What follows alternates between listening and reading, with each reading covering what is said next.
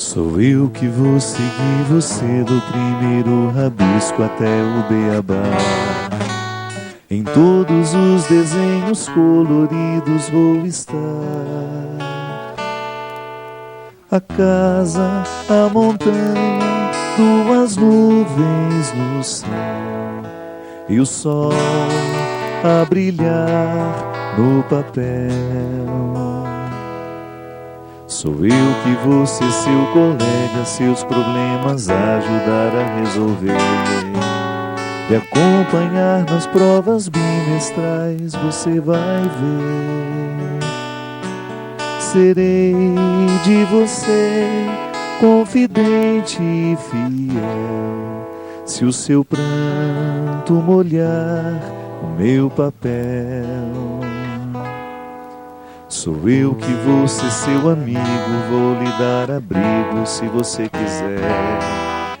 Quando surgirem seus primeiros raios de mulher,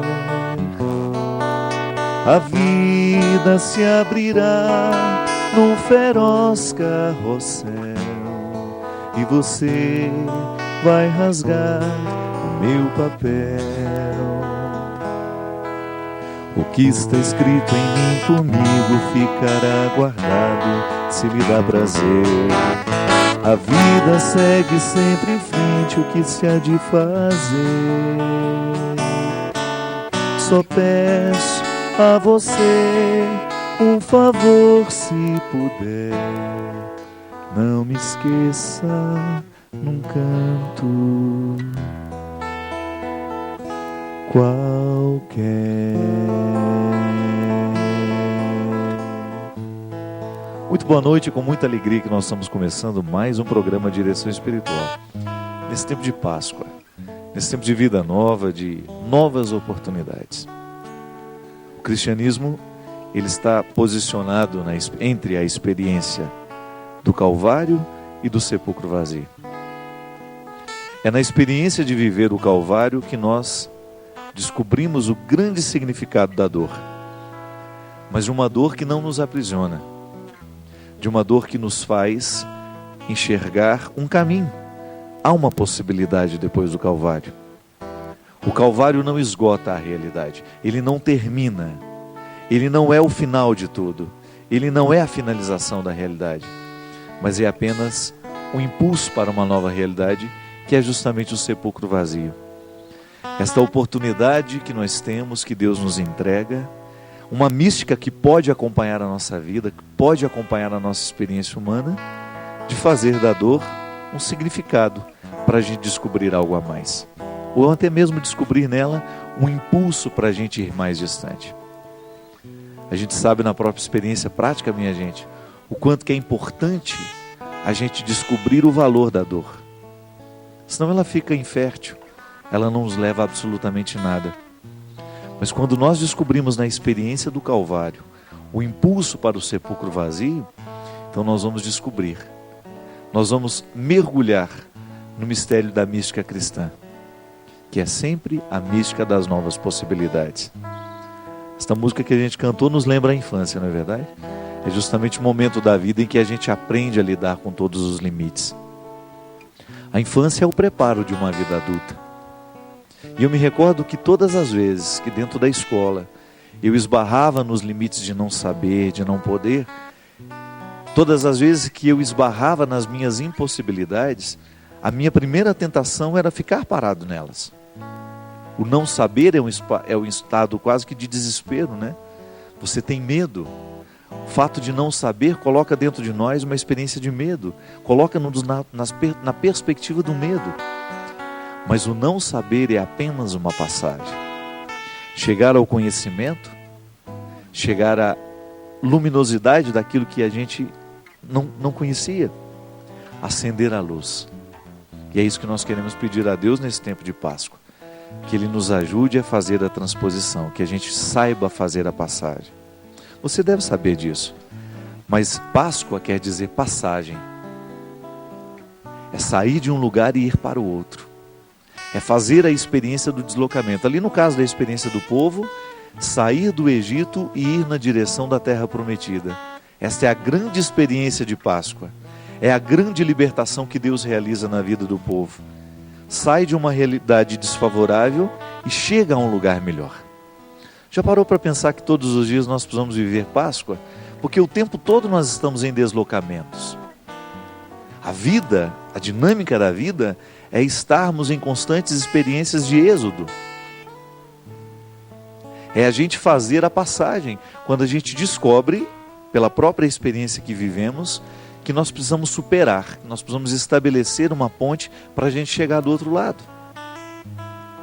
É muito triste a gente morrer, a gente chegar a um momento da nossa vida em que a gente descobriu que a gente não passou, que a gente não foi além. Isso é muito difícil, por exemplo, as pessoas que num determinado momento fazem análise da própria vida e descobrem que não soube viver os êxodos, que preferiu viver no Egito, na escravidão, que preferiu, por uma comodidade, né? Ficou preso no Egito, não quis ir adiante, não quis ir buscar a terra prometida. Eu tenho medo, sabe, gente, que a gente morra sem ter descoberto quem a gente era. Tenho medo que a gente morra sem ter experimentado o que a gente verdadeiramente é. Por causa da própria experiência, muitas vezes de comodidade, nós estamos quietos no lugar, não queremos ser incomodados, não queremos ir adiante. Preferimos a experiência da escravidão. Porque você sabe que para o povo israelense foi difícil sair da escravidão, porque eles já estavam acostumados com ela. É por isso que a gente tem aquela expressão, chorar as cebolas do Egito, né? É porque o povo reclamou com Moisés, olha, nós lá, enquanto nós estávamos no deserto, enquanto nós estávamos lá no Egito, nós tínhamos as cebolas, nós tínhamos a escravidão que nos acomodou, que nos dava aquilo que a gente precisava. Mas Moisés era um homem de visão, e Moisés estava guiado pelo desejo de Deus, e ele sabia muito bem que a escravidão não era o destino final do povo. Não era possível se acostumar com cebolas e viver achando que essa é a melhor comida do mundo. É preciso fazer a passagem. E Deus age na capacidade de sonhar de Moisés. Moisés é um homem sonhador, é um profeta, é um homem que está cheio de poesia, é um homem que está imbuído pelo valor simbólico da vida. E Deus entra naquele coração. Aliás, eu tenho uma compreensão de que quanto mais simbólico a gente é, maior é a capacidade que Deus tem de agir em nós. Quanto mais a poesia vem impregnar a nossa vida. E quando eu falo de poesia, minha gente, eu digo toda essa dimensão bonita da vida. Quando isso toma conta de nós, parece que Deus tem mais chance na nossa história. Tanto é que a gente anda atrás dos simbólicos, a gente corre atrás dos simbólicos. Olha o Monsenhor Jonas Abib, o quanto que esse homem conseguiu ser simbólico ao longo da vida dele. Ele foi o condutor de muitos êxodos para muita gente. Pela capacidade que ele teve de ser profeta, de agir no mundo a partir da força de uma palavra profética, ele teve condições de guiar muitas pessoas pelos êxodos, fazer a passagem.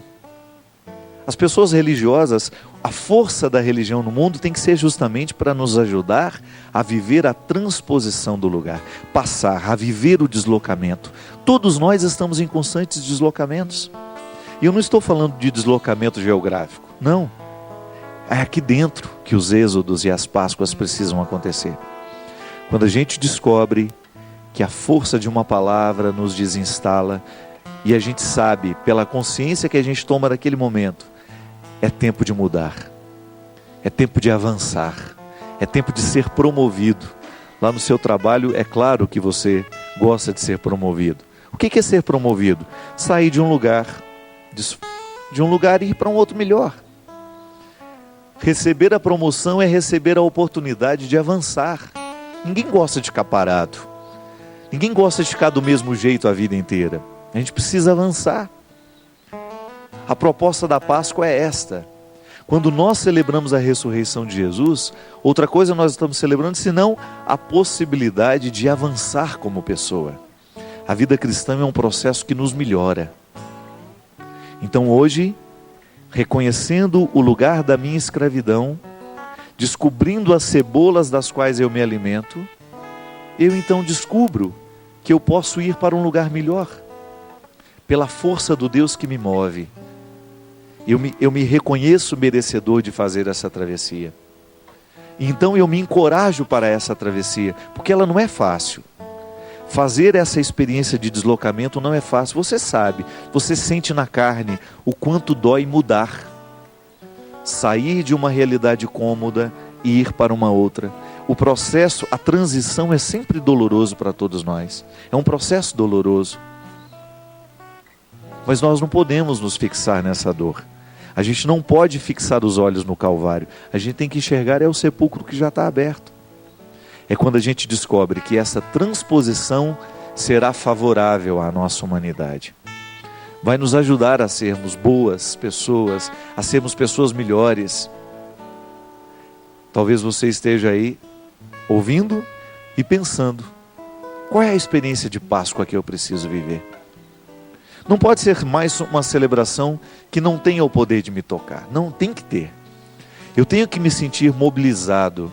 Eu tenho que sentir que o meu coração ficou mobilizado, tocado para essa passagem. E aí você descobre qual é a passagem que hoje você precisa realizar. Qual é o lugar de onde você precisa sair e até onde você precisa chegar. Não espere passar muito tempo mais. Aproveite a oportunidade. Aproveite a mística deste tempo pascal. Coloque os seus pés na água e vá adiante. 0 operadora 12 31 86 26 00. Nesse telefone você liga, fala com a gente. É sempre um prazer receber aqui a sua participação. É sempre uma alegria imensa ter você participando conosco aqui no programa Direção Espiritual. Lembrando, 0 operadora 12 31 86 26 00. Hoje com a gente aqui, o Sapo, meu grande amigo. Muito obrigado, querido. Obrigado pela sua presença. Primeira vez que você está aqui no programa, né? Muito obrigado. Gente, eu quero aproveitar a oportunidade. É o primeiro programa que eu tenho depois do meu aniversário. Muito obrigado por todas as pessoas que manifestaram, que mandaram o seu carinho aqui para a Canção Nova. Recebi tudo, muito obrigado. Que Deus abençoe todos vocês. E fico muito feliz pela ocasião do meu aniversário, receber o carinho de tanta gente, mas sobretudo a intercessão. O mais importante na vida é quando a gente quer o bem do outro. Esse é o melhor presente que nós podemos dar. E querer o bem é a gente de alguma maneira se unir ao coração do outro através de sentimentos bons. A oração é isso. A oração é querer o bem do outro. A gente não reza para pedir o mal, não é verdade? A oração que a gente faz, ela está sempre direcionada, está sempre costurada no bem que a gente quer. E eu, sobretudo, o presente material não faz diferença. O que eu quero mesmo do povo é o carinho, a oração, a intercessão. Isso faz muita diferença na nossa vida, gente. E eu quero agradecer a todos vocês que estiveram conectados comigo nesse tempo do meu aniversário, rezando por mim, intercedendo para que Deus me oriente nos caminhos e nas minhas passagens também, que não são poucas as passagens que eu preciso viver e fazer. Também quero anunciar com alegria, né, mostrar aqui, finalmente ficou pronto, depois de tanto tempo sonhando e pensando, está aqui o DVD, gravado lá no Canecão, Eu e o Tempo, que já está em todas as lojas, e você pode comprar também aqui, através da Canção Nova. A proposta desse show,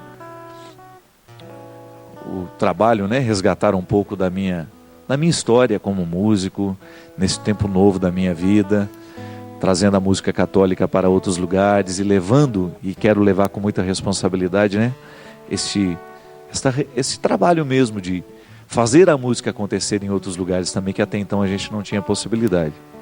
E eu estou muito feliz com tudo isso que Deus tem me dado e sobretudo por você que está comigo do meu lado, ajudando esse trabalho a repercutir. Muito obrigado.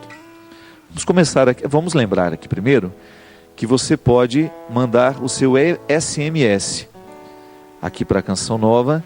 Você põe aí o seu recadinho, já está aparecendo aí, porque não está aqui para eu falar e eu não sei isso de cor.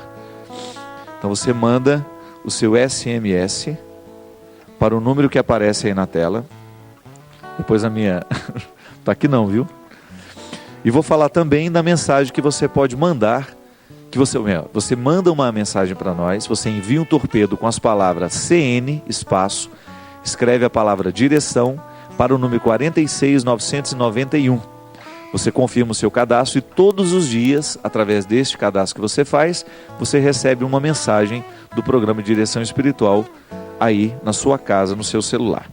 O SMS é outra coisa, você manda e aparece agora, neste momento, durante o programa, você vai mandar o seu pedido de oração, o seu pedido de aconselhamento, e muitos dos que aparecem aqui, nós estamos atendendo também nos programas que o pessoal da produção fica de olho para poder pegar o que é pedido de aconselhamento também. A pessoa não quis se identificar, me disse assim: Padre Fábio, como lidar com minha filha? Ela está muito rebelde, não me obedece e já chegou até me agredir. Eu não sei mais o que fazer. Engraçado, essa semana eu estava conversando com uma pessoa, também mãe, e ela estava falando do mesmo assunto. Ela estava dizendo que está vivendo um problema tão sério com o filho que o filho já chegou a agredir o pai. Imagina, um rapaz de 14 anos agrediu o pai em determinado momento de discussão. E eu fico, assim, às vezes muito intrigado com isso, minha gente, porque isso tem sido muito comum, né? A violência dos nossos jovens. As pessoas estão resolvendo os seus problemas emocionais através da agressividade. É interessante porque nós temos duas formas de viver o nosso afeto. Ou nós vivemos manifestando através do carinho, ou nós manifestamos através da agressão. São duas formas de viver a afetividade. A psicologia nos ensina que o impulso na fonte é o mesmo, tanto para amar quanto para odiar.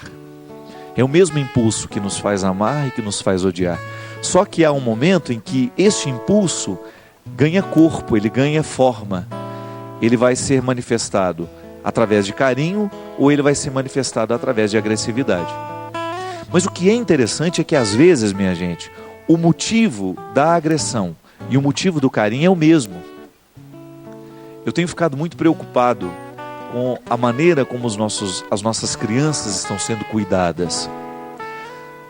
Por causa das mudanças que houveram no mundo e é até bom, a gente sabe que foi tudo muito bom, o que tem acontecido para as mulheres, as possibilidades de trabalho, as possibilidades de entrarem dentro do mercado e disputarem de igual para igual, eu acho que tem que ser assim mesmo.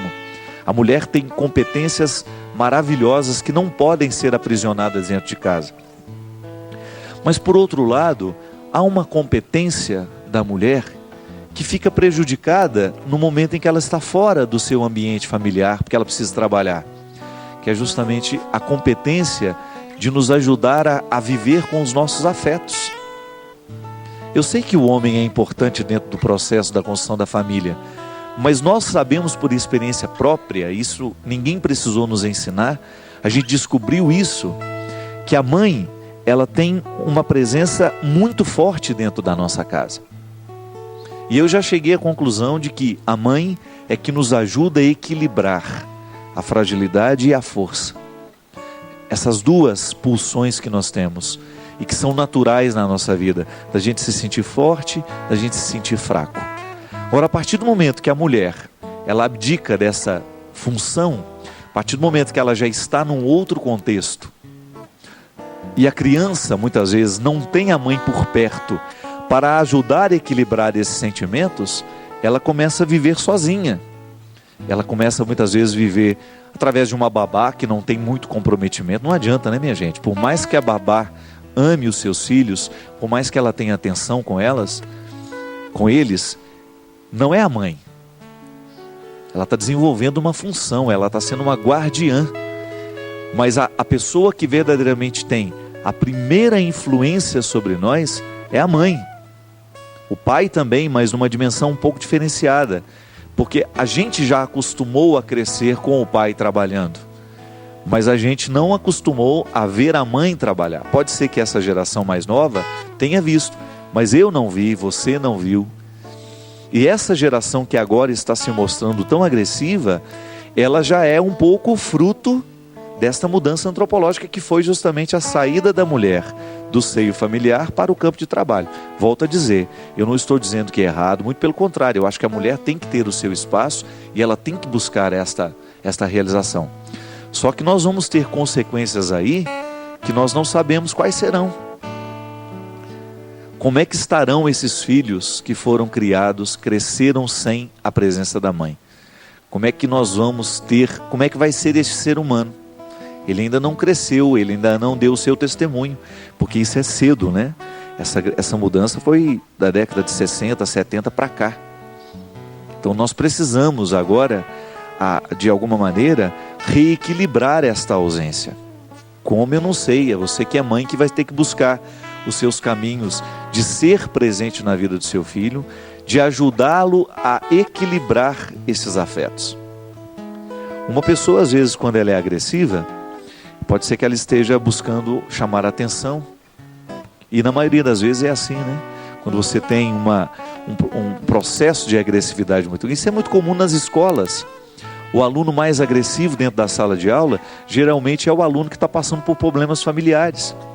A boa professora é aquela que sabe, de alguma maneira, contextualizar o aluno, de maneira que não o enxerga somente dentro da sala de aula. Sabe que aquele garoto tem uma família, que aquele garoto tem uma história pessoal de vida, e se interessa, de repente, por procurar saber um pouquinho. Às vezes nem é dentro da sala de aula que ela vai conseguir o resultado. Às vezes na hora que termina a aula, de repente pega no corredor, bate um papinho, sem aquele peso de ser professora, né? Mas de repente uma palavra, uma pergunta, tá tudo bem com você? E às vezes, eu fui professor, eu sei disso, olha que eu dava aula para marmanjo, né? Não dava aula para criança. Mas era impressionante o quanto que era possível a gente perceber a postura do aluno dentro da sala de aula nos revela. Eu ali no caso, eu era professor de teologia, era rapazes que já eram quase padres. Quantas vezes eu percebia que o aluno às vezes estava longe, um dia, 2 dias, dentro da sala, no processo da aula você percebia que ele estava distante. E às vezes no intervalo de aula, uma pergunta simples que você faz, e aí, tá tudo bem? A pergunta parece que desarma o outro, né? E aí você percebe que não está tudo bem. É uma falta de, muitas vezes é uma falta de equilíbrio da própria vida. Então o que eu percebo dentro da sala de aula é uma consequência, não é ali. Aquela pessoa não é aquilo que eu estou vendo, ela é muito mais. E às vezes essa agressividade, minha filha, você que enfrenta isso com seu filho, essa agressividade ela é uma consequência, ela não é a causa. O grande problema, nós muitas vezes não resolvemos o problema dos filhos, é que a gente trata a agressividade como causa. Não é. A agressividade já é um efeito. E a regra nos explica, né? Todo efeito tem uma causa. Não adianta você querer tratar uma febre dando antitérmico só. É preciso descobrir a causa da febre. Se há uma febre é porque existe um processo infeccioso. Se existe uma infecção, então existe uma bactéria causando aquela infecção. Até para saber o tipo de infecção, você tem que detectar muitas vezes a bactéria. Às vezes a gente não consegue resolver, os médicos não conseguem resolver a infecção até detectar a bactéria específica. A nossa vida afetiva é a mesma coisa, minha gente.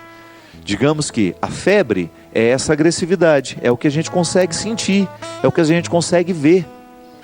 Mas o que está causando a agressividade é um processo interior que a gente só vai chegar ao conhecimento através de muitas perguntas, através de muito olho no olho. Filho, você tem que olhar nos olhos. Não adianta você querer repreender a agressividade dele hoje, se você não tem disposição de olhar nos olhos e identificar a razão da agressividade. Não é por acaso que a pessoa fica agressiva. Há alguma coisa que está causando tudo isso. E a boa educação, o processo, tanto na escola quanto dentro de casa, minha gente, a boa educação é aquela que está pautada na investigação. Não tem como você conhecer o outro sem investigar. É tão triste, né?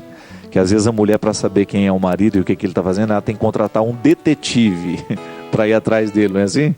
Para investigar a vida dele. Não estou falando dessa investigação. Se precisa dessa investigação é porque a coisa já está feia. Eu estou falando investigação que o amor proporciona. Quando você tem a oportunidade de ficar olhando para o outro, às vezes a gente não tem nem tempo para isso, né? Olhar só, ficar percebendo o outro viver. Você parar na sala e ficar vendo o seu filho, olhar para ele. Os amantes, os apaixonados sabem disso, né? Fica horas e horas olhando para cá do outro. Isso é bonito na vida. Quando você descobre que o amor, ele lhe proporciona a investigação saudável. Não é que você fica querendo virar o outro do avesso, não.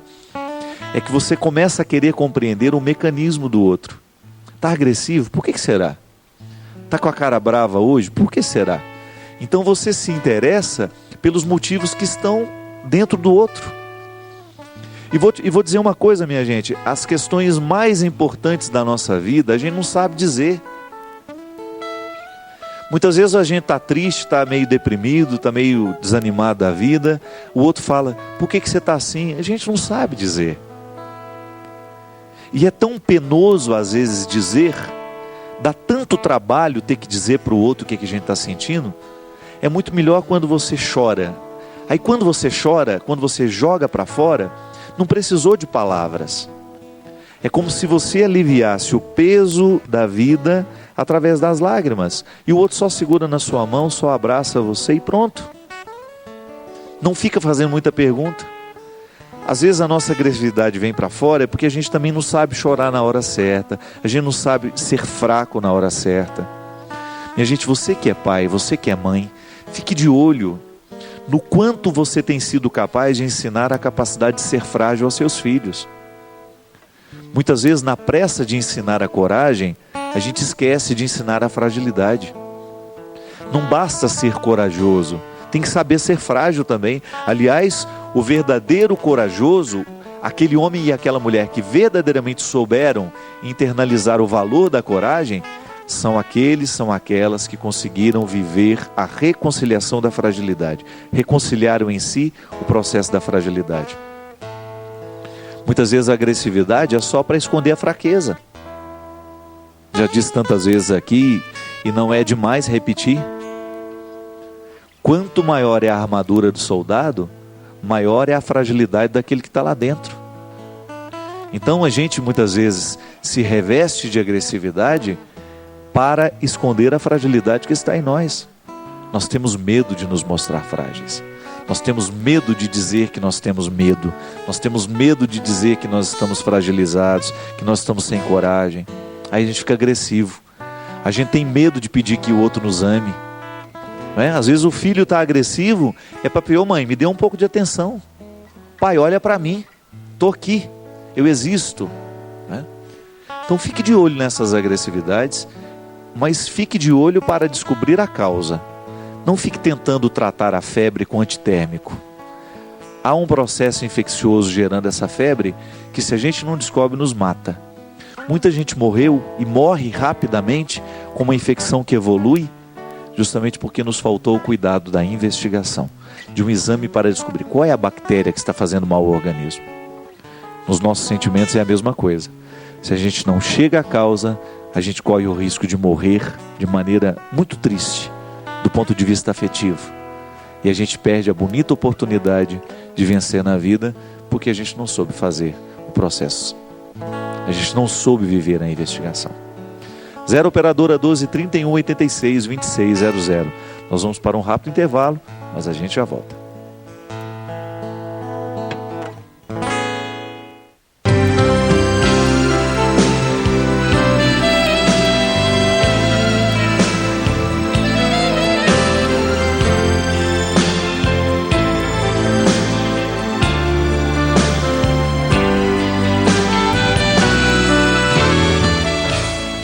Primeiro Congresso Mariano na Canção Nova, de 1º a 3 de maio. Presenças: Dom Raimundo Damasceno, membros da Congregação Mariana do Brasil e convidados especiais. Participe! Nossa Senhora espera por você. Atenção sócio evangelizador e você que ainda não é sócio. Veja como é fácil realizar suas doações pelo boleto online. Acesse a página clube.cançãonova.com. Clique na opção em destaque e será aberta uma página com o campo para preenchimento do código de sócio. Após digitar o código, aparecerá o nome e logo abaixo 2 campos, CPF e valor a ser doado. Esses itens deverão ser preenchidos para que seja gerado um boleto para impressão. Você que não é sócio, clique na opção em destaque. Basta preencher os seus dados com o valor que deseja contribuir. Pronto! Seu boleto foi gerado para impressão e poderá ser pago em qualquer agência bancária. Em caso de dúvidas, ligue 12 31 86 2600 ou passe um e-mail para boleto@cançãonova.com. Clube da Evangelização. Juntos promovendo o bem.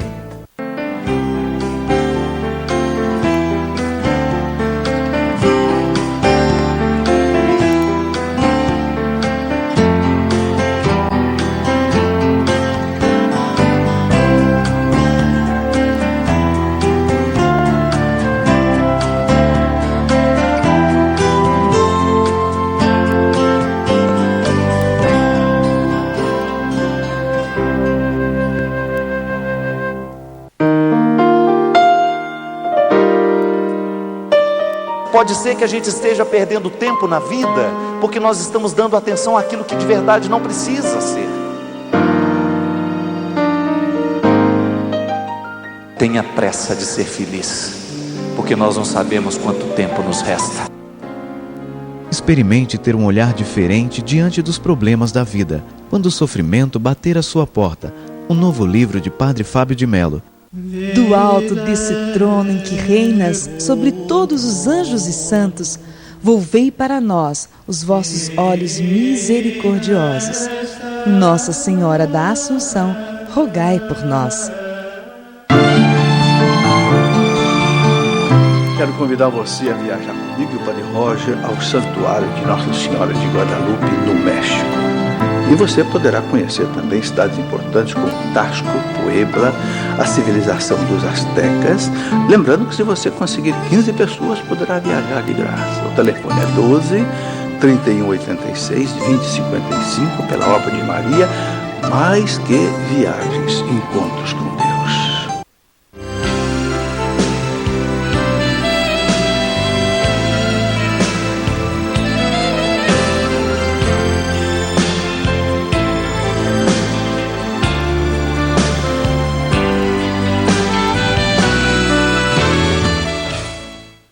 Estamos de volta com o programa Direção Espiritual, agora sim com o endereço aqui, olha. Envie o seu SMS para 49400 e inicie sua mensagem com as letras CN.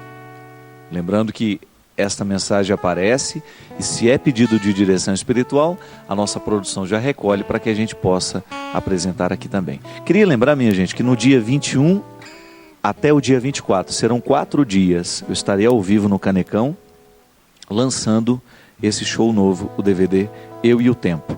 Se você quiser, você de algum aí, todos os lugares do Brasil, na gravação do DVD, a gente teve gente do Brasil inteiro. Se você quiser, entre no site lá do Canecão para você poder descobrir os lugares certinho, para você poder vir participar dessa noite. Escolha uma das noites e venha participar com a gente no lançamento do DVD. Tem aqui algumas pessoas que mandaram SMS da outra semana. A Carla Andréia, de Orobó, lá no estado de Pernambuco, pergunta: Padre, o que é ser radical na vocação? Bem, ser radical é estar na raiz, né? Radical, tudo aquilo que está diretamente ligado à raiz, isto é, está direto na fidelidade.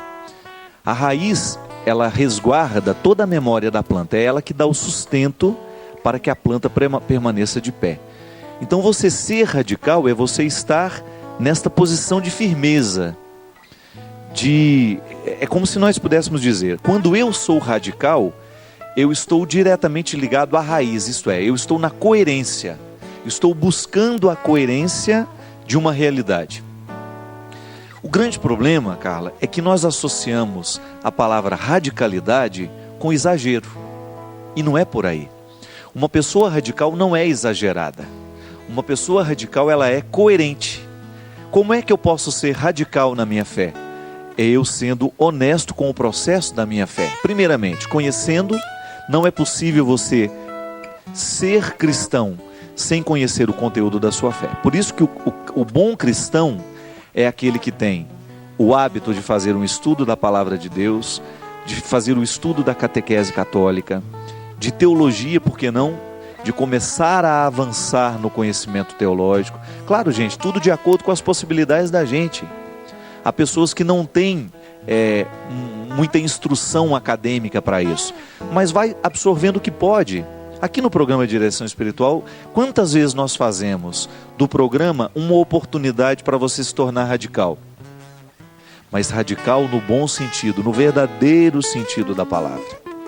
Radical às vezes a gente escuta também como perigoso, né? Vou fazer um esporte radical. Não, não é por aí. Aqui, no contexto da nossa fé, ser radical, tanto na vocação quanto na fé, é você estar diretamente ligada às raízes que te sustentam. Então eu vivo a radicalidade da minha fé no momento em que eu levo a sério os imperativos da minha fé. Então acreditar em Jesus, e esse é o fundamental. Por exemplo, quando eu vivo a dinâmica do cristianismo em mim, eu preciso viver com radicalidade as escolhas de Jesus. Eu não tenho como ser cristão se eu não atualizo na minha vida as escolhas de Jesus. As pessoas que o jeito de viver de Jesus, o jeito de pensar de Jesus, o jeito de sentir de Jesus. Me recordo quando era criança, minha mãe nos ensinava essa jaculatória, né? Pedindo ao coração de Jesus que nos desse um coração semelhante ao dele. Veja bem você, que a metáfora do coração, né? O coração significa a totalidade da vida. Também é um erro a gente pensar que coração só está ligado ao que a gente sente. Não. O coração está diretamente ligado também ao que a gente pensa. Porque o sentimento, ele não é irracional. Ele tem razão nisso também. Claro que em muitos momentos a gente ama sem precisar ter razão. Mas a razão nos ajuda a compreender o sentimento. E às vezes até nos ajuda a amar de um jeito melhor. O livro Quem Me Roubou de Mim, por exemplo, é uma proposta racional para ajudar a viver o sentimento. É uma proposta de reflexão que nos faz pensar sobre as prisões dos afetos, para que pensando sobre elas a gente tenha condições de superá-las, e superando-as a gente possa viver com mais qualidade o amor que a gente ama. O amor que a gente ama e o amor que a gente recebe também. Então, como é que eu posso viver a radicalidade do Evangelho na minha vida? Quando eu começo a me instruir para que o Evangelho não tenha impedimentos dentro de mim. São muitos os impedimentos que nós colocamos para a manifestação de Deus em nós. Então, eu buscar a radicalidade da minha opção de vida, por exemplo, eu descobrir o específico da minha vida, aquilo que pede a minha vida, e eu começar a trabalhar isso todos os dias. Então eu preciso ser radical como pai? Preciso. Eu preciso estar fundamentado no papel do pai. O que é o pai? Qual é a construção simbólica de significado do pai dentro da sociedade? O pai é aquele que faz isso, que faz aquilo. Pronto, cada um sabe a função que tem. Então, eu ser radical é eu estar diretamente ligado à urgência da minha postura. Então veja bem que isso é muito positivo. Durante muito tempo a gente teve uma associação muito direta, como eu dizia. Eu sou radical quando quando eu me fixo numa opinião e não quero mudar. Não, não é isso. Ser radical é você ser coerente. E a coerência muitas vezes passa também pelo contato com o outro que é diferente. Mesmo porque você só sabe que está incoerente quando você tem um contato com aquele que é coerente, né? Às vezes você precisa desse contato para você descobrir. A radicalidade, ela nos coloca numa postura de disposição constante. Não é fácil, eu sei que não é fácil ser radical, mas é o desafio de toda hora. Ninguém prometeu para nós que seria fácil. Ninguém nos disse que seria um mar de rosas. Mas nós estamos diante de um desafio que nós queremos viver. Nós estamos diante de uma realidade que nós precisamos assumir. Então você aí, com suas radicalidades, com suas situações em que você precisa ser radical, você vai descobrindo no dia a dia como fazer isso. São tantas coisas que ajudam, né, o processo da nossa radicalidade. Por exemplo, a reflexão que nós fazemos sobre o jeito como a gente vive. É importante que a gente sempre coloque diante de nós mesmos o que a gente tem escolhido, porque é diante dessas escolhas que você vai pensar se você está conseguindo ser radical. Será que o que você está escolhendo para a sua vida firma e ajuda a sua radicalidade, ou isso fragiliza a sua radicalidade? E por aí vai. Você vai descobrindo, você vai refletindo no seu dia a dia o que é que você está fazendo com as suas escolhas e como você está fazendo as suas escolhas. Elas fortalecem essa radicalidade ou não? E aí é um bom crivo para você poder saber escolher. Padre Fábio, perdi minha mãe há 5 meses, nós éramos muito unidas e ainda hoje choro todos os dias como se isso fosse ontem. É normal ou estou prolongando essa dor? É a Márcia de Alenquer, no Pará. Márcia, o processo da perda, ele não tem uma regra, minha filha. A gente não sabe quanto tempo a gente vai sentir, qual vai ser a intensidade da dor. O que a gente sabe é que a gente precisa fazer o movimento da superação. Esta organização do luto, ela é muito importante. Já tive aqui muitos testemunhos de pessoas que de repente estavam vivendo, estendendo demais o sofrimento da perda. Eu acredito que perder a mãe é uma das coisas mais dolorosas que nós podemos viver na vida, né? Eu, graças a Deus, ainda não passei por isso. Mas um dia todo mundo não. A regra é que que todos nós perecemos, mas às vezes o filho morre antes da mãe. O que eu sei e que eu experimento naquilo que eu vejo, Márcia, é que a morte precisa ser administrada. A perda precisa ser administrada, porque senão ela passa a nos administrar. Quando a gente se fixa demais ao que perdeu, quando a gente presta atenção demais no que a gente perdeu, a gente não deixa a vida seguir. E a grande causa muitas vezes de um sofrimento prolongado é a vida que não segue, é a vida que não toma novo rumo, é a vida que não ganha continuidade. Porque é o movimento do tempo que vai nos curando. Não adianta, minha gente. Eu me lembro que quando eu perdi a Heloísa, minha irmã, eu pensei que eu nunca mais fosse me recuperar.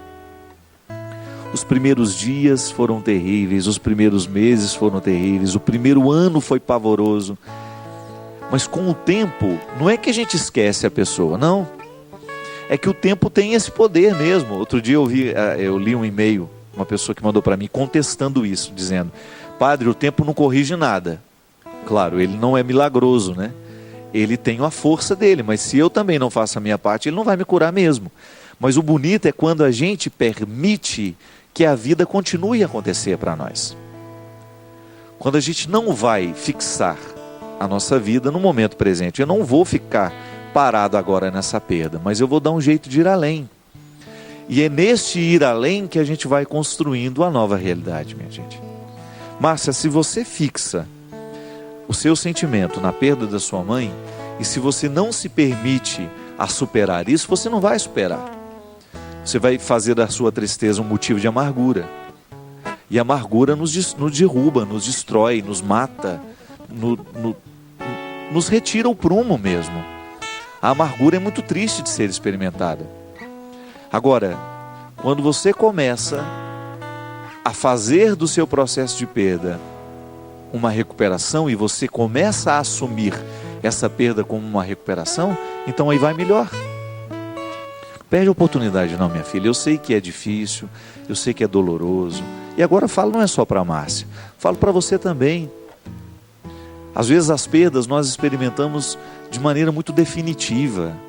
Às vezes a gente perde naquele momento, mas a gente decide perder o resto da vida. Não pode. Quantas pessoas por causa de um relacionamento que terminou, por causa de uma vida, né? Um namoro que não deu certo. Às vezes a pessoa fica amargurada para o resto da vida. Para com isso. Retira isso do coração. Permita que o coração se renove. A gente estava falando isso aqui no início do programa, né? É passagem. Quantas vezes na minha vida eu precisei ir embora, geograficamente falando. E é engraçado isso, né? Cada vez que eu precisei ir embora, quando eu precisei ir embora da minha casa para o seminário de Lavras, eu pensei que ia morrer. Quando eu precisei ir embora do seminário de Lavras para Rio Negrinho, lá em Santa Catarina, eu pensei que ia morrer de novo. E o mais interessante é que cada vez que eu chegava no novo lugar, que eu vivia aquele sofrimento de não estar mais no antigo, mas eu nunca permiti, graças a Deus, Deus me deu sempre esse dom. E eu acolhia isso com todas as forças. Eu sempre fazia do lugar que eu estava a minha casa. Eu não vou ficar agora chorando Lavras se eu posso ter Rio Negrinho. Não é verdade?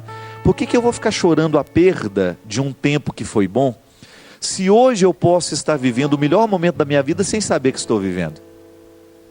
Aí tudo bem, saí de Rio Negrinho, fui para Jaraguá do Sul, outra perda, pensei que ia morrer de novo. Aliás, eu acho que eu vivo pensando que eu vou morrer.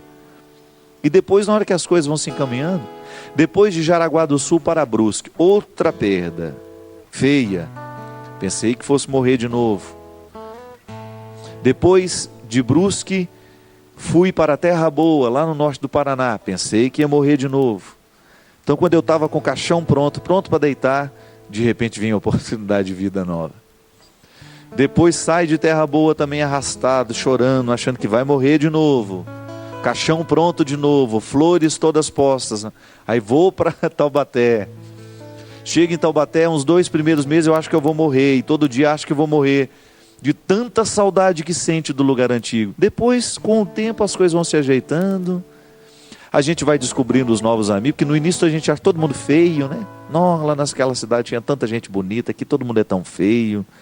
Lá na minha cidade, lá era tudo tão bonito, as praças eram, aqui é tudo tão feio. Então, mas aí você começa a abrir os olhos. Aí pronto, terminei, fiquei padre, saí de Taubaté, fui para Belo Horizonte, pensei que ia morrer de novo. Aí fiquei 2 anos e meio em Belo Horizonte.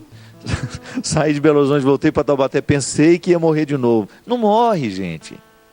A gente se adapta. O ser humano tem uma capacidade maravilhosa de se reinventar.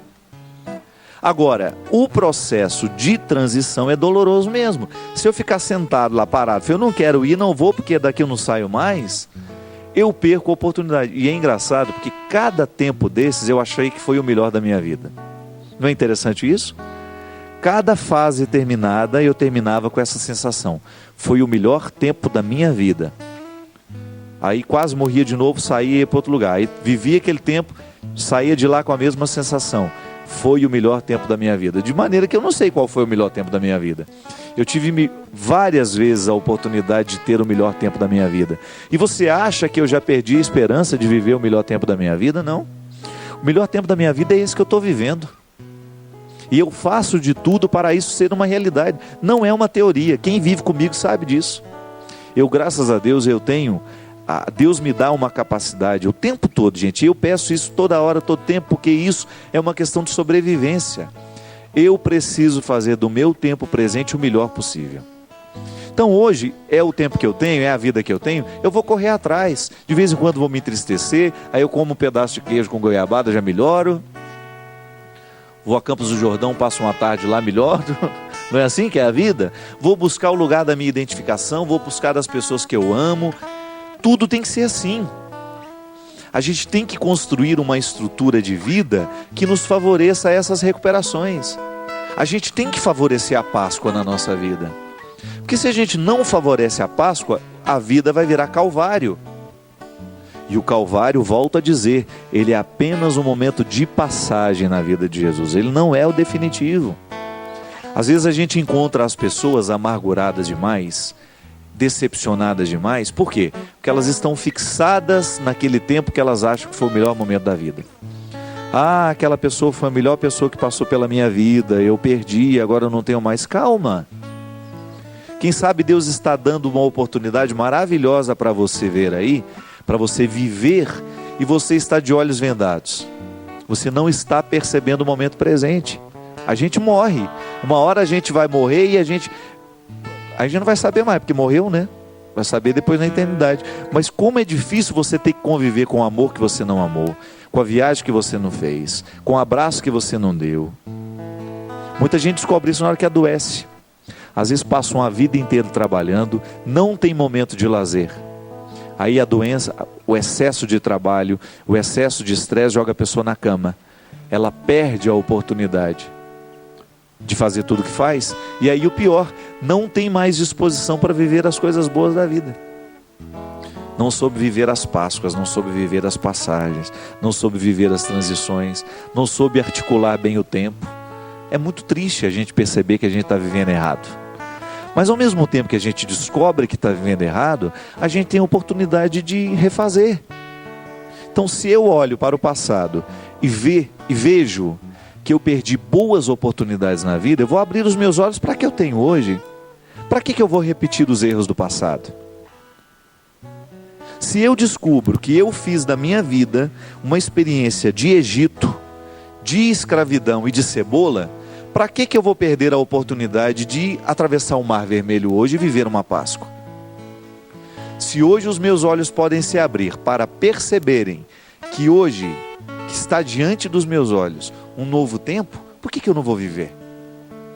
Sobretudo quando você descobre que a nova oportunidade vai lhe ajudar a ser radical. Isto é, ficar firme na sua raiz. Ser você mesmo. Ser inteiro. Não ser em partes. Fernando Pessoa já dizia de maneira bonita, né? Ser inteiro em cada parte. Hoje você tem a oportunidade de ser você inteirinho neste abraço que você dá. De você não economizar nenhuma parte sua nessa despedida que você realiza, nesse tchau que você dá, nesse carinho que você oferece, nesse trabalho que você realiza. Você tem a oportunidade de ser inteiro. Por que você vai querer ser em partes? Viva com intensidade. Faça essa passagem, não perca a oportunidade. É tão bonito quando nós descobrimos que hoje, no agora da minha vida, o futuro está sendo preparado. E que o meu sorriso de amanhã depende muitas vezes da lágrima de hoje. Um sorriso sincero amanhã precisa ser chorado hoje. Sorriso é preparado, ele não é da noite para o dia. Leve esse sorriso, porque já chorei demais, diz a música. E o poeta tem razão. O sorriso que vale a pena ser sorrido é aquele que foi fruto de muito esforço, de muita luta, de muita determinação. A conquista, o processo da conquista, de você chegar ao outro lado, porque você sabe, você não foi carregado. Deus lhe deu a mão, mas você deu os passos. Deus não precisou lhe carregar no Mar Vermelho. Ele segurou a sua mão, lhe deu coragem, abriu as águas, mas quem andou foi você. É a parte humana no processo da salvação. E é isso que nós queremos pedir nesse tempo de Páscoa. Que a gente faça bem a parte humana, para que a ação de Deus sempre tenha uma oportunidade em nós. Muito obrigado pelo seu carinho, pela sua atenção. Que os seus processos de passagem e de Páscoa não terminem nunca. Sabe por quê? Porque você merece. Cada vez que você ultrapassar de uma margem até a outra, todos nós ganhamos, porque você ficou melhor. Derrame sobre todos nós a bênção do Deus Todo-Poderoso, Pai, Filho e Espírito Santo. Amém. O que está escrito em mim comigo ficará guardado, se lhe dá prazer. A vida segue sempre em frente, o que se há de fazer?